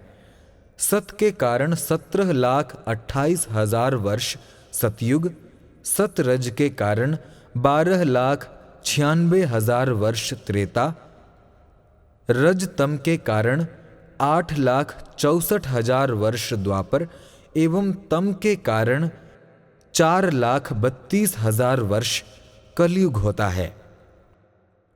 कई बार उच्च योग्यताओं में जागृत आत्माएं जब अवतीर्ण होती हैं तो युग धर्म को हराकर अपनी इच्छानुसार नवीन वातावरण भी बना डालती हैं। स्वायंभू मनवंतर के त्रेता युग में राम ने अवतार लेकर उस समय सतयुग की ही सृष्टि कर दी थी। द्वापर का कृष्णावतार बीच में ही सतयुग को बहुत दिनों तक प्रकट करने में समर्थ हुआ है। इसी प्रकार कुछ तम प्रधान आत्माएं भी समय पर अवतीर्ण हुई हैं। रावण, कुंभकर्ण, मेघनाद सरीखी तामसी चेतनाओं ने त्रेता में कलयुग उपस्थित कर दिया। कई बार तो वृत्तासुर, त्रिपुर आदि तामसी आत्माएं लगातार कई चौकड़ी तक तम का ही वातावरण बनाए रही हैं और अविचल रूप से कलिकाल छाया रहा है। उच्च कोटि की ईश्वरीय सत्ता में जागृत आत्माएं अपने निजी अनुभव से बताती हैं कि इन 462 चतुर्युगियों 68 करोड़ वर्ष तम में व्यतीत हो चुके हैं। चतुर्युगियों 42 करोड़ वर्ष तम में व्यतीत हो चुके हैं, जबकि एक कल्प में 42 करोड़ वर्ष ही तम रहना चाहिए। अभी लगभग आधा कल्प व्यतीत होता है, पर पूरे कल्प में रहने वाले तम की अपेक्षा भी कुछ काल अधिक व्यतीत हो गया। अब और अधिक समय तम में व्यतीत होना किसी प्रकार वांछनीय नहीं है। योग दृष्टि से देखने पर विदित होता है कि अदृश्य जगत में दिव्य आत्माएं इस बात के लिए प्रबल प्रयत्न कर रही हैं कि अब तम को अधिक स्थान नहीं मिलना चाहिए। तदनुसार युगांतर आरंभ हो रहा है। पिछले कुछ वर्षों से तम की समाप्ति और सत का आगमन आरंभ हो गया है और ये कार्य बहुत जल्द पूरा होने वाला है। अब वो युग दूर नहीं है जिसमें सत का साम्राज्य होगा। वो सतयुग आरंभ हो गया है। उसका पूरा पूरा अधिकार होने में कुछ समय भले ही लगे, पर अब सतयुग का आगमन निश्चित है। मन चंगा तो कठौती में गंगा। शरीर सा प्रदोष या निर्दोष होना, स्वस्थ या रोगी होना मन के ऊपर निर्भर है, क्योंकि वस्तुतः शरीर पर मन का ही शासन है। जिस प्रकार शासक को पराजित किए बिना कोई शत्रु राज्य पर अधिकार नहीं कर सकता, उसी प्रकार मन के परास्त हुए बिना दुख शोकों का आगमन शरीर में नहीं हो सकता। इस सुदृढ़ दुर्ग की सब दीवारें अभेद्य हैं। आवागमन का केवल एक ही द्वार है, जिसका प्रहरी मन है। मन जब तक अपना दरवाजा न खोल दे, कहीं से कोई वस्तु इस शरीर में आ जा नहीं सकती। ये समझना भ्रम है कि शरीर पर मन का कोई विशेष अधिकार नहीं होता। हम रोज देखते हैं कि मनोभावों की प्रतिक्रिया तत्क्षण शरीर के ऊपर होती है। एक समाचार को सुनकर दिल धड़कने लगता है तो दूसरे को सुनकर उसकी गति मंद पड़ जाती है। प्रेम और आशा की भावनाओं से चेहरा दमकने लगता है, भय से रक्त का अवरोध होता है, घृणा से सिर चकरा जाता है, क्रोध से रक्त सूखता है, लोभ से मंदाग्नि पैदा होती है और कामुकता के विचारों से क्षय तक उत्पन्न हो जाती है। इससे सिद्ध होता है कि आत्मा और शरीर का संबंध सूत्र मन ही है और मन की स्वस्थता अस्वस्थता से शारीरिक प्रत्यक्ष परिस्थितियां उत्पन्न होती हैं। कहा जाता है कि आहार के अनुसार शरीर बनता है। हमारा मत है कि मन के अनुसार शरीर बनता है, अमुक वस्तु बहुमूल्य है, अमुक श्रेणी के विटामिनों से युक्त है, इससे ये प्रमाणित नहीं होता कि ये पदार्थ शरीर को लाभ ही पहुंचाएगा। कई मनुष्यों को दूध से घृणा हो जाती है। यदि वे एक बूंद भी दूध पी लें तो उल्टी हुए बिना न रहेगी। डॉक्टरी मतानुसार अंडा एक पौष्टिक भोजन है, किंतु एक धार्मिक मनोवृत्ति के हिंदू को अंडा खिला दिया जाए तो वो बीमार हुए बिना न रहेगा। मछली का तेल किन्हीं के लिए टॉनिक हो सकता है, परंतु कोई ऐसे भी होते हैं जिन्हें उसकी गंध मात्र उल्टी करा देने के लिए काफी है। इसका तात्पर्य ये है कि भोजन के गुण खाने वाले के मनोभावों के सदृश होते हैं। क्रोध और शोक के साथ किया हुआ बहुमूल्य भोजन विषैले पदार्थों की तुलना करेगा, किंतु हंसी खुशी के साथ खाई हुई कोदों की रोटी अंगूरों के रस जैसी बलदायक होगी। जो लोग स्वस्थ और निरोग रहना चाहते हैं उन्हें समझ लेना चाहिए कि इसका मूल केंद्र मन है। कहा गया है कि मन चंगा तो कठौती में गंगा। मन के पवित्र और प्रसन्न होने पर कठौती जैसे क्षुद्र साधन के अंतर्गत गंगा जैसे दुर्लभ तत्व भरे जा सकते हैं। ये कोई कल्पना नहीं वरन अक्षरशः सत्य है। अपनी स्थिति के अनुसार जो कुछ भोजन तुम प्राप्त कर सकते हो उसे पवित्रता और प्रसन्नता के साथ खाओ। एक एक ग्रास के चर्वण के साथ अमृतत्व की भावना करते जाओ। थाली पर हाथ डालते और छोड़ते समय परमात्मा से प्रार्थना करो कि हे प्रभु, ये अन्न हमारे लिए कल्याणकारी हो, हमें अमृतत्व प्रदान करे। निश्चय ही वो अन्न हमारे लिए उत्तम पौष्टिक पदार्थों के समान बलवर्धक सिद्ध होगा। अपने दैनिक जीवन में मन को ऐसी स्थिति में रखिए कि वो प्रसन्न रहे और निराशा एवं क्षोभ के अंधकूप में न गिरने पावे। अपने कार्यों को निर्दोष एवं पवित्र रखिए, जिससे आंतरिक शांति नष्ट न होने पावे। निर्भय और निर्द्वंद्व रहिए ताकि रोग शोक आपको देखते ही उल्टे पांवों लौट जावें। कहते हैं कि भूत वहां जाते हैं जहां उन्हें बुलाया जाता है, इसी प्रकार रोग वहां जाते हैं जहां उनका आदर होता है। जो रोग की आवभगत नहीं करता, यहां तक कि उनके आने का विचार तक मन में नहीं उठने देता, उसके घर तिरस्कृत अतिथि की तरह वे पुनः वहां जाने की इच्छा नहीं करते। दुर्गुणों और कुविचारों के लिए अपने मन के कपाट मत खोलिए, क्योंकि रोग और शोक इन्हीं का नाम है। आप चाहे कुछ कहते रहें, पर हमें दृढ़ता पूर्वक यही घोषणा करने दीजिए कि सुविचार ही स्वास्थ्य है, प्रसन्नता की शक्ति है। यदि कोई स्वस्थ रहना चाहता है तो मन को पवित्र और प्रसन्न रखे, क्योंकि मन चंगा तो कठौती में गंगा का सिद्धांत बिल्कुल सत्य है। बहुत गई थोड़ी रही। लेखक मंगल चंद भंडारी, मंगल, अजमेर। राजा यहाँ बुद्धिमान था, वहाँ वो विचारवान और न्यायवान भी था। प्रजा को अपने प्राणों से अधिक प्यार करता था। उसे अपनी प्रजा के सुख दुख का बड़ा ध्यान रहता था। अतः यदा कदा रात को भी भेष बदलकर प्रजा की दशा जानने निकल जाता। एक दिन कोतवाल को साथ लेकर वो सारे पहर का चक्कर लगा रहा था कि रास्ते में राजा ने एक मकान में रोशनी जगमगाती हुई देखी। राजा ने सोचा, 2 बजने आए हैं और अभी तक इसमें से इतनी तेज रोशनी कैसे आ रही है। उसे संदेह हुआ।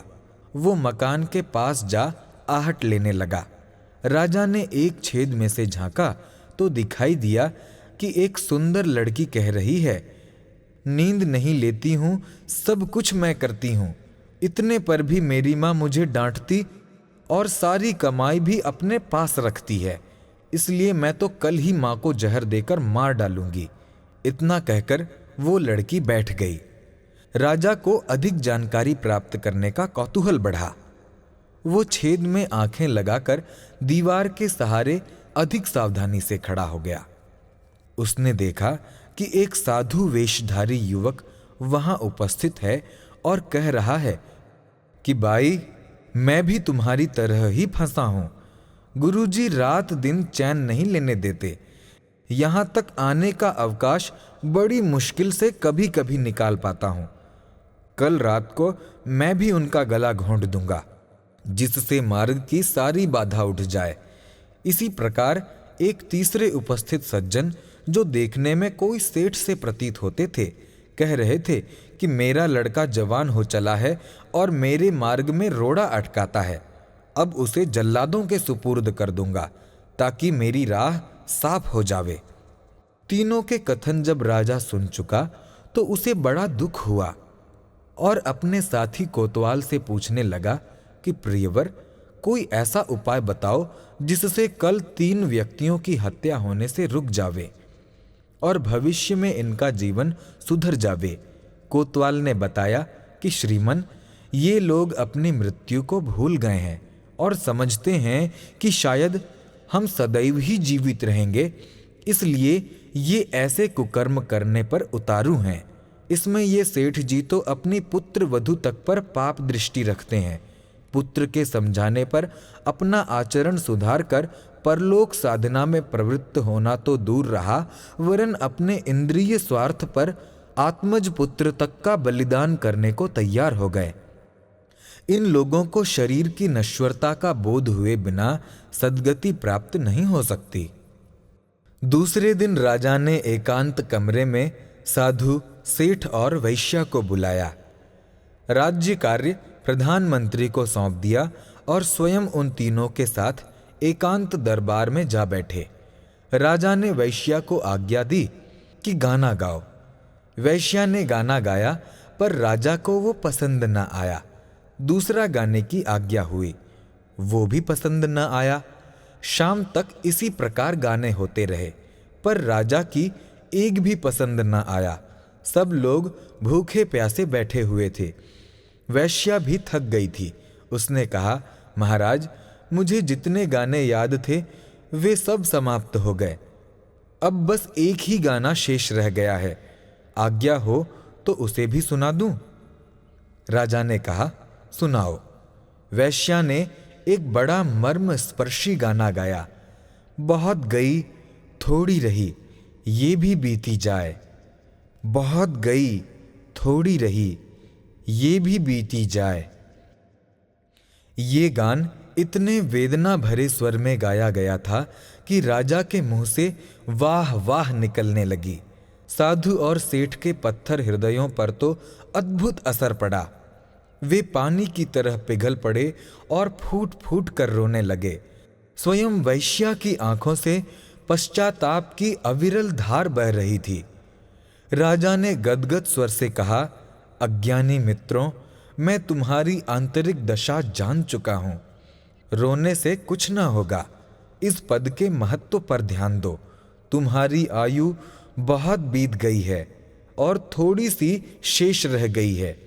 इसके बीतने में भी अब देर नहीं है। ये मनुष्य शरीर बार बार नहीं मिलता। तुच्छ इंद्रिय लिप्सा को छोड़ो और धर्म का पालन करो, जिससे तुम्हारा मनुष्य जीवन सफल हो। उन तीनों ही व्यक्तियों ने अपने जीवन की क्षण भंगुरता का अनुभव किया और भविष्य में सदाचार पूर्ण जीवन बिताने की प्रतिज्ञा कर ली। तीनों जब राज दरबार से विदा हुए तो उनका जीवन दूसरे ही प्रवाह में बह रहा था। उनकी अंतरात्मा इसी पद को गाती जाती थी, बहुत गई थोड़ी रही, ये भी बीती जाए, ये भी बीती जाए। सद्विचार। केवल मात्र गीता पाठ करने के बजाय तुम व्यायाम करते हो तो स्वर्ग के निकट पहुंच सकते हो। भलमन साहत व्यवहार। जब पोप धर्मगुरु के पद पर 14वां क्लेमेंट आसीन हुआ तो आगंतुकों ने उसे प्रणाम किया। इसके उत्तर में पोप ने भी उन्हें प्रणाम किया। ये देख चर्च के प्रधान कार्यकर्ता ने उनके निकट आकर कहा, जनता के अभिवादन के धर्म को वैसा ही उत्तर नहीं देना चाहिए। पोप ने कहा, लेकिन मुझे धर्म गुरु के आसन पर बैठे हुए इतना समय नहीं हुआ है कि अपने भलमनसाहत के व्यवहार को भी भूल जाऊं। एक बार सेंट हेलेना में नेपोलियन दरबारियों सहित कहीं जा रहा था। तभी देखा सामने से एक मजदूर सिर पर भारी बोझा लादे हुए जा रहा था। दरबारी तो अपने पद के रौब से रास्ते में से हटना नहीं चाहते थे। इस पर नेपोलियन ने कहा, बोझ का सम्मान कीजिए, रास्ते में से एक तरफ हट जाइए। वास्तव में भलमनसाहत का व्यवहार मनुष्य का एक बड़ा उत्तम गुण है। प्रसन्न चित्त और उदार व्यवहार वाला मनुष्य संसार में जहां कहीं भी रहेगा वहीं उसे आदर मिलेगा। चार्ल्स डिकिंस शीतकाल में फुर्सत के वक्त जिन लोगों के यहाँ जा पहुंचता था वे उसे गरम अंगीठी की तरह घेर कर बैठ जाते थे। महाकवि गेटे जिस होटल में जाता वहां के सब लोग भोजन छोड़कर उसके निकट खिसक आते। मेरा वो बड़ा ही कुरूप और भद्दी शक्ल का आदमी था, परंतु उसके स्वभाव में इतनी भलमनसाहत थी कि सैकड़ों स्वरूप वालों की अपेक्षा उसकी प्रतिष्ठा कहीं अधिक थी। भले मनुष्यों के लिए सब जगह स्थान है। सूर्य के प्रकाश की तरह हर मनुष्य उनका स्वागत करता है। विनम्र व्यक्ति के लिए क्रोधी और कड़ुए स्वभाव का मनुष्य गरम नरम हो जाता है। शहद के पुते हुए मनुष्य को मधुमक्खियां नहीं काटती। आत्मविश्वास। बोबी का ये कथन बिल्कुल सत्य है कि जिन्हें अपने ऊपर विश्वास नहीं वे चाहे कितने ही बलवान क्यों न हों, यथार्थ में सबसे निर्बल हैं। हमें उसी आदमी पर विश्वास करना चाहिए जो अपने ऊपर विश्वास करता है। जो खुद अपनी योग्यता पर भरोसा नहीं करता, दूसरा कोई उस पर कैसे यकीन कर सकता है। जब शत्रुओं ने कालोना के स्टीफेन को कैद कर लिया तो उससे कहा, बताओ अब तुम्हारा किला कहाँ है। उसने हृदय पर हाथ रखते हुए उत्तर दिया, यहां। एक बार नाव में सीजर कहीं जा रहा था। रास्ते में तूफान आया और नाव डगमगाने लगी। ये देखकर मल्लाह घबराने लगे। तब सीजर ने कहा था, घबराओ मत, तुम्हारी नाव में सीजर और उसका भाग्य भी है। ऐसे ही साहसी वीरों के दुनिया चरण चूमती है जो संपत्ति और विपत्ति सब दशा में अपने ऊपर विश्वास रखते हैं। कई मनुष्य नम्रता या विनय के नाम पर अपना आत्मसम्मान खो देते हैं। विनय का अर्थ यदि अपनी योग्यता प्रकट करने में असमर्थ होना होता हो और नम्रता का अर्थ किसी के सामने नाक रगड़ना हो तो ये दोनों ही दुर्गुण कहलावेंगे। स्वाभिमानी ही नम्रता का ठीक पालन कर सकते हैं। झूठी खुशामद करने वाले बुजदिलों को भला कौन विनयी कहेगा। दुनिया के पास इतनी फुर्सत नहीं है कि वो हर आदमी की विद्वत या योग्यता की जांच करे। मनुष्य का चुनाव उसके मुंह से बतलाई हुई योग्यता से ही किया जाता है। जो अपने सद्गुणों पर विश्वास करता है और साहस पूर्वक प्रकट करता है उसी को उपयुक्त मिलता है। कहते हैं कि सोते हुए शेर से भौंकने वाला कुत्ता अधिक अच्छा है। सेचलिग कहता है, जो मनुष्य जानता है कि मैं क्या हूं वो ये भी जान लेगा कि मुझे क्या होना चाहिए। माइकल रेनॉल्ड्स ने कहा है, विश्वास आचरण का एक मूल्यवान तत्व है। विद्वान का कथन है, जो आत्मा का निरादर करता है परमात्मा उसका निरादर करता है। खोज में। श्री आनंद कुमार चतुर्वेदी, कुमार छिवरामऊ। पथिक, तुम्हें क्या हो गया है? देखो, पश्चिम दिशा से काले मेघों के झुंड चले आ रहे हैं। छोटी छोटी बूंदें भी पड़ रही हैं। चिड़िया वनों को छोड़कर अपने घोंसलों में आ रही हैं। छोटे छोटे बच्चे अपने झूलों को उतार कर अपने घर की ओर भाग रहे हैं और तुम प्रस्थान कर रहे हो। बूंदें जोरों से बरसने लगी हैं। चारों ओर रिमझिम रिमझिम का शब्द सुनाई देता है। वृक्षों का हिलना, बंद हो गया है। प्रकृति में आज एक अनोखी छटा छाई हुई है। पपीहा की पी पी और कोयल की कू कू किसके मन को आज नहीं लुभा रही है। पथिक, चलो थोड़ा विश्राम कर लो। बालाओं ने अपना गान प्रारंभ कर दिया है। वीणा की ध्वनि से घर गूंज उठा है। घुंघरुओं का स्वर बूंदों के स्वर से मिलकर एक अनोखी लहर का संचार कर रहा है। पथिक, क्या ये तुम्हारे हृदय पर कुछ भी प्रभाव नहीं डालती? आओ, इस समय कहां जाओगे? आह, तुम हंस रहे हो। तुम किस ओर अपनी दृष्टि लगाए हो? तुम्हारी इस मुस्कान में क्या रहस्य छिपा है? क्या यहां तुम्हें शांति न मिलेगी? तुम मौन क्यों हो? पथिक, जाओ, मगर ये न भूलना कि तुम्हारा मार्ग अत्यंत संकीर्ण है। वो सरिता पानी के कारण वेग से बह रही है। मार्ग में अनेक सुवासित पुष्प तथा कंटक मिलेंगे। सावधान रहना। क्या ही अच्छा होता कि तुम कुछ देर विश्राम करते, परंतु नहीं, तुम तो किसी और ही की खोज में हो। हिमालय के महापुरुष। हिमालय प्रदेश सच्चे योगी महात्माओं का चिरकाल से खास केंद्र है।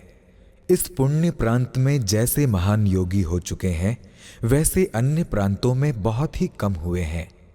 अब भी वहां बड़े बड़े महात्माओं के वर्तमान होने की बात सुनी जाती है।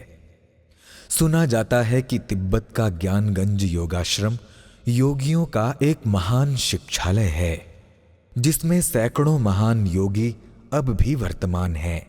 हिमालय में कई योगियों के दर्शन भाग्यवान पुरुषों को हो जाते हैं। स्वामी माधव तीर्थ जी दंडी गत वर्ष वहां गए थे। उन्हें एक महात्मा मिले।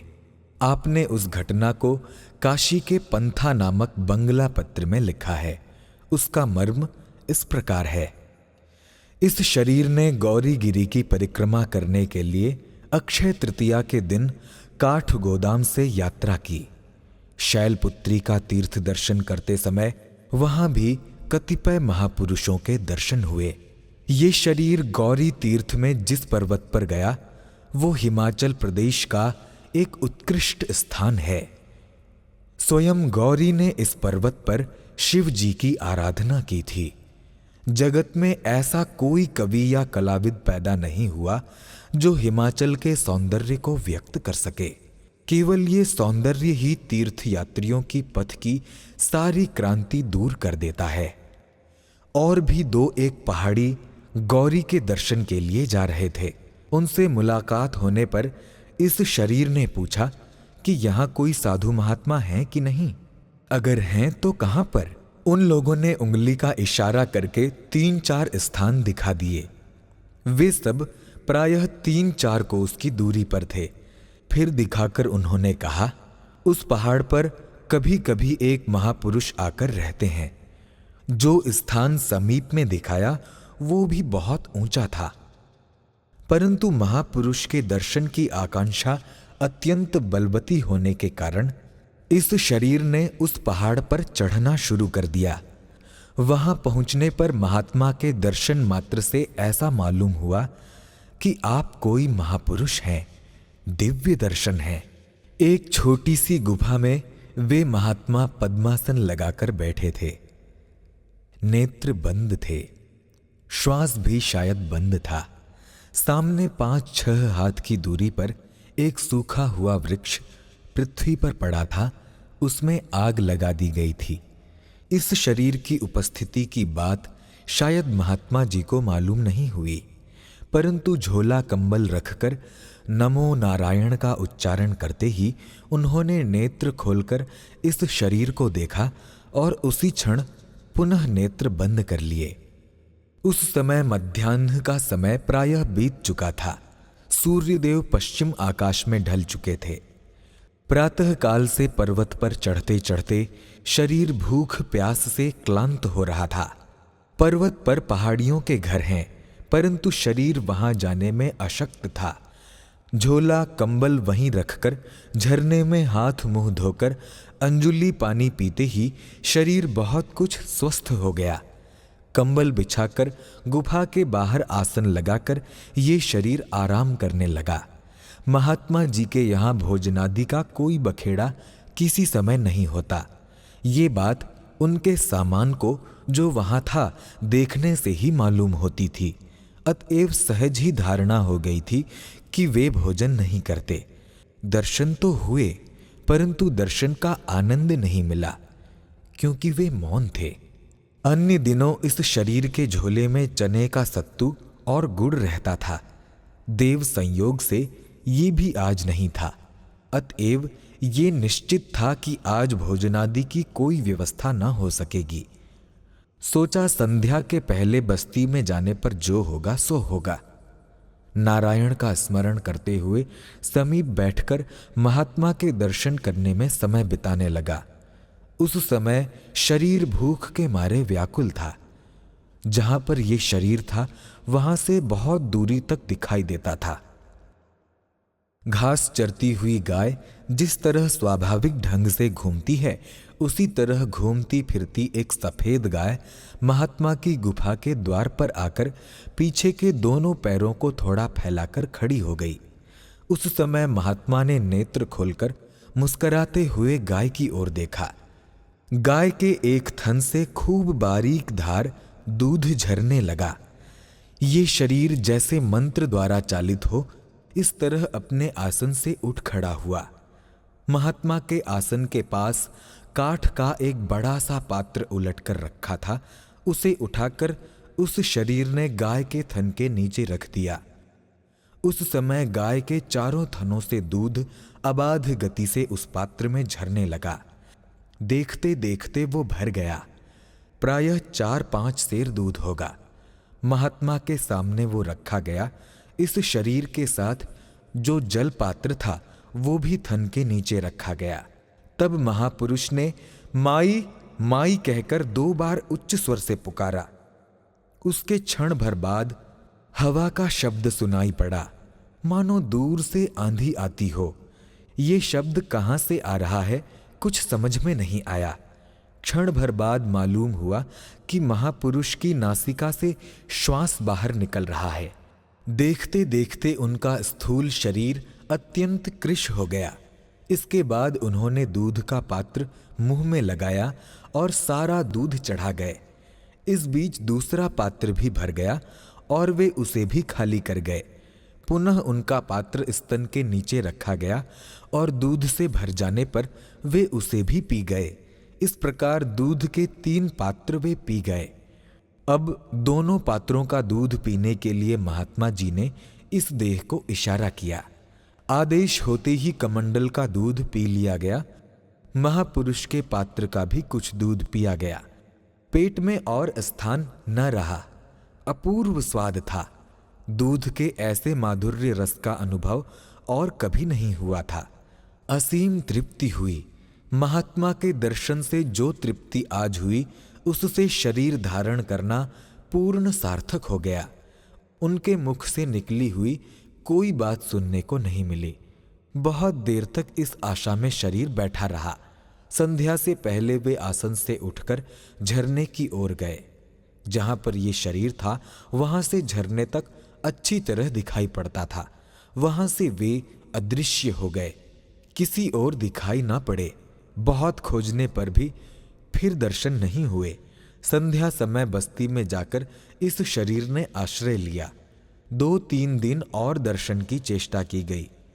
पर्वतीय लोगों ने कहा बीच बीच में वे महापुरुष वहां आते हैं। कभी कभी दूसरे पहाड़ पर उनका आसन पड़ता है। जो दर्शन करता है उनका जीवन धन्य है। नारायण का स्मरण करते हुए बहुत खोज की गई, परंतु फिर दर्शन नहीं हुए। कल्याण। सद्विचार, करुणा और प्रेम, इन्हीं 2 शब्दों में धर्म के सारे तत्व निहित हैं। जो तुमसे बैर करते हैं तुम उनसे प्रेम करो तथा सदाचार से रहो, और जो निंदा करते हैं उनसे प्रार्थना करो। ईश्वर जो कुछ करता है वो बुद्धि से करता है। अपनी इच्छानुसार कोई काम नहीं होता है। ये जानना चाहिए कि जो कुछ होता है वो अच्छा ही होता है। स्वरोदय श्री नारायण प्रसाद तिवारी उज्ज्वल। गतांक से आगे। दोहा। शुक्ल पक्ष है चंद को, कृष्ण पक्ष रवि केर। कृष्ण पक्ष से तीज तक रवि की ही तिथि हेर। 3 तिथि फिर चंद की, फेरी 3 रचिमान। 3 तिथि फिर चंद्रमा, 3 तिथि फिर भान। शुक्ल पक्ष से तीज तक तिथि चंद्र की लेख। ऊपर के परमान सम जानो बहुत विसेख। शुक्ल पक्ष की तीज तक प्रति चंद्र स्वर होए। पक्ष भरे तक कुशल है, सिद्धि कार्य सब होए। कृष्ण पक्ष की तीज तक सूरज सुर चल जाए। शुभ कारज उही पक्ष भर, अरु अब कुशल रहाए। सोरठा। चलै जो स्वर विपरीत, हानि दुख भय जानिए। करिए ये परतीत, पक्ष भरै लौं अशुभ है। दोहा। बुध बृहस्पति शुक्र अरु, सोमवार दिन 4। बुध बृहस्पति शुक्र अरु, सोमवार दिन 4। चंदा स्वर को जानिए, शुभ कारज निर्धार। शनि रवि मंगलवार के, जो ये दिन 3। सूरज स्वर में जानिए, क्रूर कर्म लव लीन। चंद्र दिनन में चंद्र स्वर, चलो चही प्रतकाल। सूरज के स्वर में चले, सूरज स्वर की चाल। जो स्वर उल्टे चलें तो ताको कहों विशेष। दूध दिना सूरज चले, तो विरुद्ध कुछ लेख। गुरुवासर रवि स्वर चले, तो कुछ राज चिगार। शुक्रवार को रवि चले, जिए विपरीत विचार। सोरठा। मनु कछु चिंतित होए, सोम जो सूरज स्वर चलाए। अवश्य हानि कुछ होए, बाएं स्वर मंगल दिना। दोहा। शनिवार बहे चंद्र जो, जिय उदास कछु जान। रविवार इड़ा चलै, कष्ट होए यह मान। 2:30 घड़ी लौं प्रात ही, स्वर को है परमान। जो परमान स्वर ना चले, दुख होय अरुहान। प्रात समय नित उठत ही, चलित होय स्वर जोय। सो पग आगे धर उठे, सिद्ध सब कारज होय। चंदा स्वर में 2 पग, सूरज स्वर में 3।